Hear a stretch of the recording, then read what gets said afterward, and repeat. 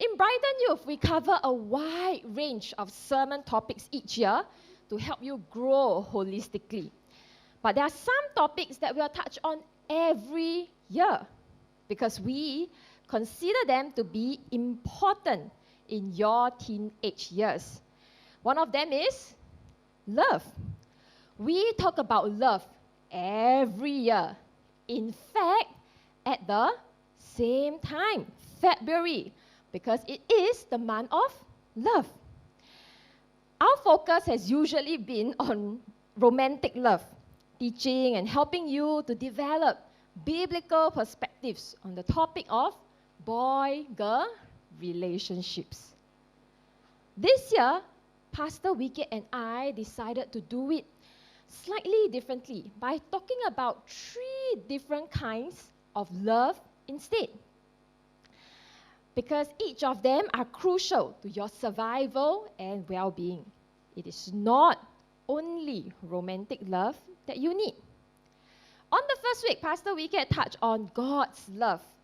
God is the originator, source, and nature of love. He is love.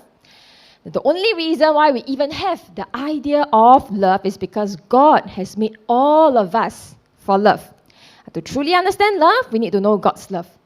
On the second week, Pastor Wicked shared 3 very practical and useful insights on romantic love. Today, I'm going to touch on friends and love. Tell the person next to you, she's talking about us. Friends and love. Before I knew God and my first boyfriend, I first had friends when I entered childcare.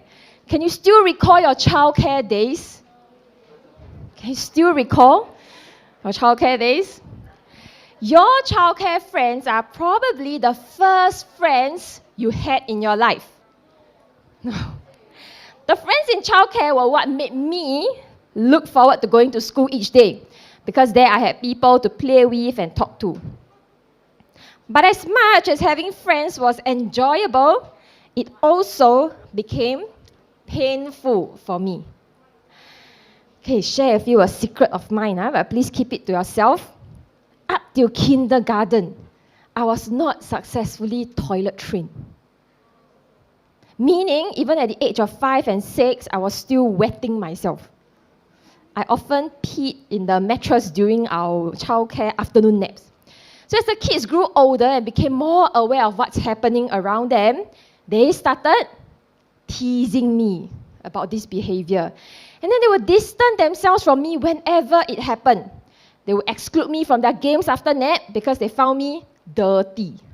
Even when I pleaded with them to let me join or prove that, nah, I changed already, I've cleaned myself. It was my first experience of rejection by friends. And it is a lasting memory in my head. Till this day, I can vividly recall how much I wanted their friendship and how devastated I was when they rejected me. Growing up, having good friendships continued to be a need and desire throughout my primary school to university days, in church and at work. I can't imagine not having friends at any stage of my life. Can you? Can you just close your eyes and imagine not having any friends? However, the thing is, friendships have also become more complex. Friendship problems have become more complicated. Maintaining friendships requires more effort. Is it possible to experience true, lasting friendship? It is possible. Because the Bible tells us that our perspectives and actions make a difference to whether we will... He agrees. The Bible tells us that our perspectives and actions make a difference as to whether we will have a satisfying and genuine relationship with our friends. In fact, having strong and good friendships will improve our self-confidence, make us happier, and help us cope better with challenges. There's something unique about the love we find in friends. So what can we learn or do to experience good friendships? Let me share with you 3 keys from the Bible. And the first is you need to know the importance importance of friendships. Friendships are more important than you think. We all tend to undervalue friendship. Society tends to underestimate the importance of friendship. Why is friendship so underrated? Because we see friendship as a purely voluntary thing. If we have it, good. If we don't, no choice law. The Bible has a very interesting saying. Proverbs chapter 17, verse 17.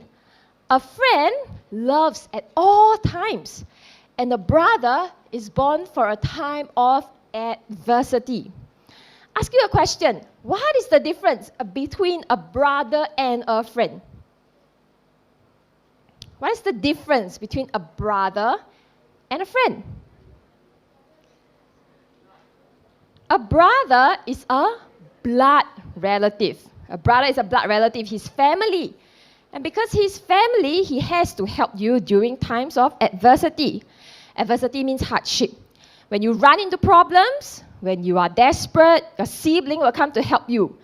Because that's what family does. They are the people you go to as a last resort. And because your brother is family, he feels an obligation to help you. But he may not like you. He helps you because in a way, he has no choice. It is his duty, and it is what is expected of him. On the other hand, a friend is someone who chooses to stand by you at all kinds of times out of his own free will. Friendship is always voluntary, and because it is voluntary, we tend to treat it as secondary. In traditional cultures, family always comes first. Your parents get upset when you spend more time with your friends than your family. In individualistic cultures, the most important relationships are romantic relationships. The breaking news is who's getting together with who, who's breaking up with who. What interests you is which ex-boyfriend Ariana Grande is singing about this time. If Taylor Swift and her boyfriend were last, Choi Tae-jun and Park Shin-hye's wedding, Hyun Bin and Son Ye-jin's engagement, no one talks about who has become friends with who. Because friendships don't excite us. They don't make interesting stories. My point is that in every culture, friendship always comes last. Friendship is not biologically necessary, nor is it required for society to continue functioning. It is neither required by duty nor driven by hormones. You always need to have family. You will always want to have romantic love. But friendship is optional. Good to have, but fine if you don't have either. The Bible tells us the very opposite. The Bible puts a high value on friendship. It considers friendship essential. It tells us that we will perish for a lack of good friends or for mixing with the wrong friends. My leader used to tell me when I was a youth, your friends determine your future. Friends determine the quality and direction of your life. There is something unique about the love we find in friends that cannot be found in other types of human relationships, and it plays a huge role in influencing the outcomes of our lives. We like to think that we determine for ourselves who we really want to be. Can I tell you, that's nonsense. The truth is, we are who the people around us shape us to be. In the early part of your life, your family, especially your parents, played a defining role in influencing you. By the time you reach your teenage years, the dominant influence in your life becomes your friends. Look at the person on your left and right. They are your influencers.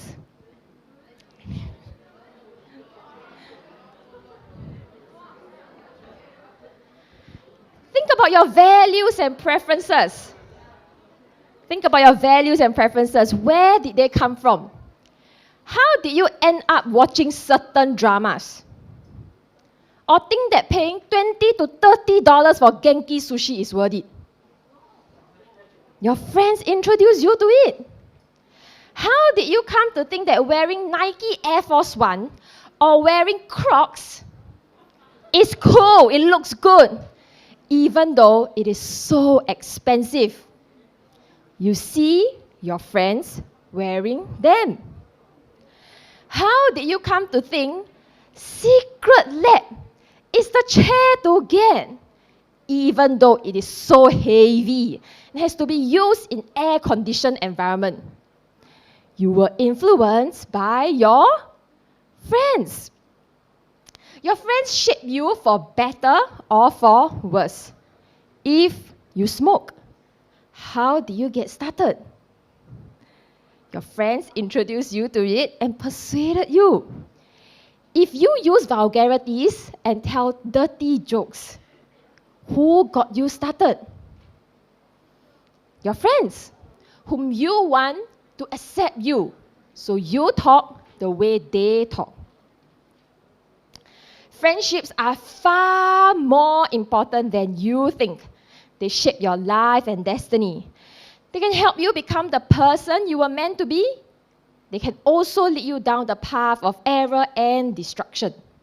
That's why it's so crucial, especially at this point in your life, to learn how to identify and build good friendships. Which leads me to the second point, the forging of friendships. This may surprise you, but you can't really make friends. Friendships are discovered, not made. Friendships are formed when people discover that they share common interests and passion. Lovers focus on each other. Lovers focus on each other. Friends focus on the thing that they are both interested in. Lovers talk about their love for each other. Friends talk about their common interests. Lovers stand face to face and look at each other. Friends stand side by side and look ahead. C.S. Lewis says that a new friendship starts out like this. What? You too? I thought I was the only one. In fact, if one person is talking enthusiastically about something, and the other person says, I don't really care, then you can't be friends. That's why the people who go around desperately looking for friends to fill up their loneliness, sadly, never finds friends. You don't find friends by looking for friendship. You discover a potential friend when you bump into someone who is excited about the same thing as you. Friendships are discovered, not made. That being said, it's important to understand that once you find a potential friend, someone who shares similar interests and passion, it takes tremendous effort to cultivate and preserve that friendship. Let me share with you three things that a person who wants to forge great friendships must be. First, you must be someone who can be counted on. Someone you can count on. There's a story about two friends who went into a forest. They suddenly came across a bear. The bear started charging towards them. They ran, but the bear was getting closer and closer. One of them scrambled up a tree. The other one, not so agile. He could not climb up the tree. In desperation, he laid down on the ground and played dead. The bear came up to him, walked around him, sniffed him, and then decided that he doesn't taste like bear food. He lost interest and walked off. The guy from the tree climbed down and said to the other guy, "Hey, when I was looking down from the tree, it seemed like the bear was whispering into your ear." The other guy said, "Yes, the bear said something to me." "Really? What did the bear tell you?" "The bear told me not to be friends with people who abandon you when trouble strikes." Another version of the story puts it this way. Two boys were camping together. Night fell and they went to sleep. One boy was woken up by the other. Shh! There's a tiger prowling outside our tent. Put on your shoes and get ready to run. The other boy said, but how can you possibly run faster than a tiger? The first boy said, I don't have to run faster than a tiger. I only have to run faster than you. With friends like this, who needs enemies? Proverbs chapter 18 verse 24 says, one who has unreliable friends soon comes to ruin, but there is a friend who sticks closer than a brother. A true friend, a friend who loves, is one who sticks with you when the going gets tough. One who stands by you when everyone else turns away. A true friend is someone who will come to your rescue no matter what it costs him. A friend is someone who always lets you in but never lets you down. Someone who can be counted on. A fair weather friend is no friend at all. To be a good friend, first, you must be someone who can be counted on. Number 2, to forge great friendships, you need to be someone who people can connect with. Friendship requires sensitivity and emotional connection. A true friend can understand you and sense how you are feeling. We often find people who are very enthusiastic and sincere, but they have no discernment. They don't know how to connect with people. The book of Proverbs gives us some very interesting examples of people who think they are trying to be friends, but they fail miserably. Let's take a look. Proverbs chapter 27, verse 14. If anyone loudly blesses their neighbor early in the morning, he will be taken as a curse. Is it a good thing to bless someone? Is it a good thing to bless someone? Yes. So what's the problem here? This person has no discernment. His neighbor is still sleeping early in the morning. He starts behaving like the cow and wakes up his neighbor. Do you know what's the cow? Cow is that Singapore bird that goes, ooh, oi, who did it? The bird. Every morning. You know people like that? They mean well, but they simply don't understand people. Another one, Proverbs chapter 25, verse 17. Seldom set foot in your neighbor's house. Too much of you, and they will hate you. Friends don't stifle or suffocate each other. They know when to engage and when to give you space. They know when is a good time to interact and when to leave you alone. A good friend connects at the right time in the right ways.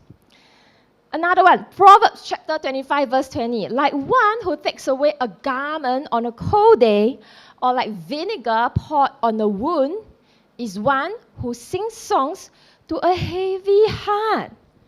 This is someone who is emotionally disconnected. A friend who is emotionally disconnected. When you're sad, he's happy. When you're weeping, he's laughing. He has no empathy. He tells inappropriate jokes.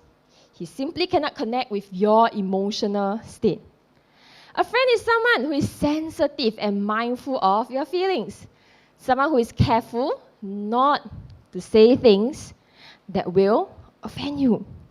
Someone who can almost read your thoughts and feelings. Someone who is connected to you. And thirdly, to forge great friendships, be someone who will correct. This seems to be almost opposite of what I've just said, but both are equally important.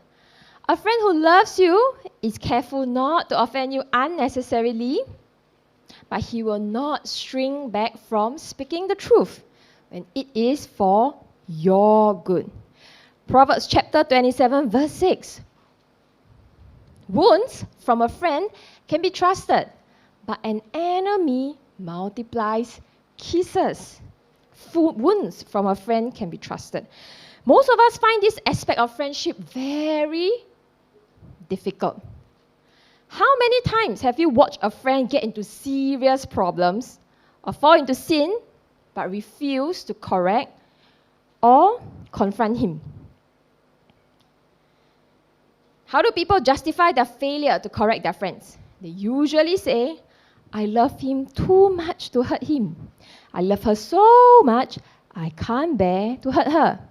When you say that, you are not loving your friend at all. Proverbs chapter 29 verse 5 tells us, those who flatter their neighbors are spreading nets for their feet. If you know that your friend is walking into a trap and you don't warn him about it, you don't love him. You only love the way your relationship makes you feel. You are really loving yourself. A friend is someone who is careful with your feelings, but will courageously tell you the truth to your face for your own good. If you want to develop great friendships, then you must become someone who can be counted on, someone who connects well, and someone who is willing to lovingly correct. I've talked about how important friends are and how we can forge good friendships. The last point is this: we need to know where we can get the power for friendships. As you listen up to this point, I think you will have two thoughts. The first thought is a deep longing inside. Our hearts long for good friendships. We ache for genuine friendships. We wish that we can have someone who shares the same interest and passion as us. Someone who can be counted on, someone who can understand and connect well with us, and someone who will gently correct us whenever we are wrong. Our difficulty is that there is no such perfect friend. Some of your friends are better than others, but none are perfect. We all have been let down by people who were supposed to be our friends, but who were unreliable, who didn't really understand us, and who were not willing to correct us. Where can true friends be found? The second thought you will have or ought to have is that of despair. You should realize that it is very difficult for you to be a good friend. It is a tall order to be someone who can be counted on, someone who connects well, and someone who is willing to correct a friend when necessary. In fact, one of the key reasons why you don't have good friends is that you are not yourself a good friend. Because friendships require so much. So we find ourselves stuck in this position. We long for good friends and to be good friends, but it's so difficult in real life to have deep, genuine friendships. Now, how can we solve this problem? The starting point is to realize that we have someone who never fails to be a true friend to us. John chapter 15, verse 13 says, "Greater love has no one than this, to lay down one's life for one's friends." Jesus is saying a true friend can be counted on to act in your best interest, whatever the cost to himself. I am that true friend. I paid the ultimate price. I sacrificed my life for you because you are my friend. You can count on me always. Jesus also told us in verse 15, in the same chapter, "I no longer call you servants, because a servant does not know his master's business. Instead, I have called you friends. For everything that I learned from my Father, I have made known to you." Jesus not only knows us intimately, he reveals everything about himself to us as well. Even people close to us often misunderstand us or judge us wrongly. Jesus never does that. He knows us through and through. He knows our needs even before we voice them. He knows our thoughts and feelings. He identifies with our struggles because He knows what it is like to be rejected, humiliated, and betrayed. He is the true friend who connects with us perfectly. The ultimate expression of Jesus' friendship is found in His cry on the cross. We read from Matthew chapter 27, verse 46. About 3 p.m, Jesus cried out in a loud voice, Eli, Eli, lema sabachthani, which means, my God, why have you forsaken me? Do you understand what is happening here? Why Jesus cried out in agony? You might not have realized this, but God has always existed God has always enjoyed a perfect friendship. God exists as 3 persons, Father, Son, and Holy Spirit. They were the original and only BFF, best friends forever, literally. They lived in friendship eternally. There was never a time when God did not enjoy perfect friendship. In fact, God enjoyed it so much that He decided He would create beings who could also share in His friendship. But friendship to be real must be something you can choose. So He made human beings with free will. And we betrayed His friendship. We rejected Him. We turned away from Him. A good friend is one who is willing to tell you when you are wrong. God went further than that. Because telling us we are wrong would only result in judgment. It wouldn't help us.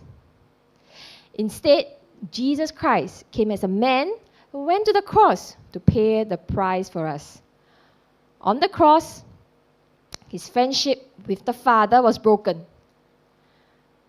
The deeper and longer a friendship, the more traumatic when it is broken. We cannot begin to understand the torment that Jesus experienced when the eternal friendship was ripped apart by our sin. Jesus not only corrected us, He provided the only way for us to be made right. On the cross, Jesus Christ lost His friendship with God so that we could have friendship with God. He experienced what we should have experienced so that we would not be ruined. There is a perfect friend. There is a friend who sticks closer than a brother. His name is Jesus. Knowing that liberates you to be the friend that you need to be. If I know that Jesus has let me all the way in and He loves me no matter what, then I don't have to be afraid of rejection. If I know Jesus will never let me down, then I can love and invest in my friends, not being afraid of being let down. Because I no longer place all my needs and desires on my human friendships. Because I have a greater friend. When I'm liberated to be the friend I ought to be by the great friendship with Jesus Christ on the cross, then I will actually find myself getting the great friends I need to have.